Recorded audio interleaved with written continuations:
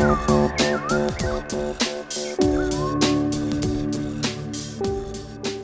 alors, je m'appelle Paul Christophe et j'ai toujours voulu être chocolatier depuis l'âge de 5 ans. Christophe Moreau, chocolatier à Foussé-Perret, anime depuis plusieurs années des ateliers du chocolat au sein de sa chocolaterie, mais aussi en itinérance.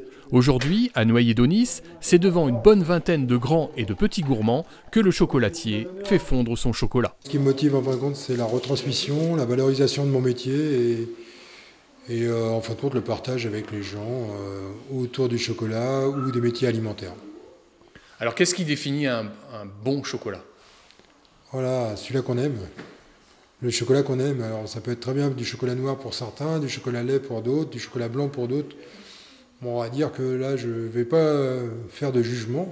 Ce qui m'intéresse en fin de compte, c'est que les gens prennent du plaisir à manger un bon produit, normalement sain, et on n'est pas rajouté rien de nocif pour notre corps ou notre santé et avoir du plaisir en le mangeant, quoi.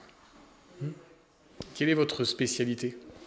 Alors nous, en fin de compte, on est surtout sur les vieilles recettes à la chocolaterie. On est chocolaterie dans un cœur de village, donc on ne va pas aller vers l'innovation pure et dure. On va aller sur les anciennes recettes, sur les produits qui ont du goût et les produits sans conservateur et sans colorant. Qu'est-ce qu'on y apprend dans un atelier de chocolat ? En fin de compte, on y apprend le goût, on apprend la culture du cacao, savoir d'où vient le chocolat qu'on mange et que l'on mange, et puis comment il se prépare jusqu'à temps de pouvoir le consommer. Les gens repartent avec leur chocolat, donc ils vont tout comprendre en fin de compte au moment du déroulé de l'animation. Le chocolat, c'est un élément de base, mais après on peut rajouter plein de choses dedans. On peut rajouter des amandes, des ganaches, des pralinés, plein de choses. Et moi, ce qui m'intéresse en fin de compte, c'est de susciter l'envie chez les gens et d'aller plus loin, parce que là ça sera un atelier d'une heure et demie, ça ne sera pas un gros atelier en fin de compte, où on peut à la chocolaterie y passer la demi-journée et apprendre les ganaches et les pralinés. Combien d'ateliers vous animez par an ?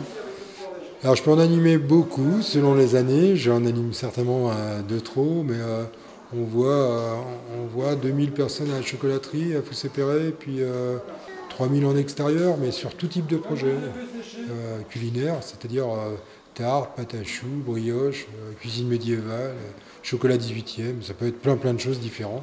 Ce qui est, on partage autour de l'alimentation. Est-ce que vous savez pourquoi les gens aiment autant le chocolat ? Je ne sais pas pourquoi, mais je savais que les gens aimaient le chocolat, et lors de l'élection du président Hollande, il y avait eu un sondage de fait. Est-ce que vous seriez prête à vous passer de quelque chose après les élections ?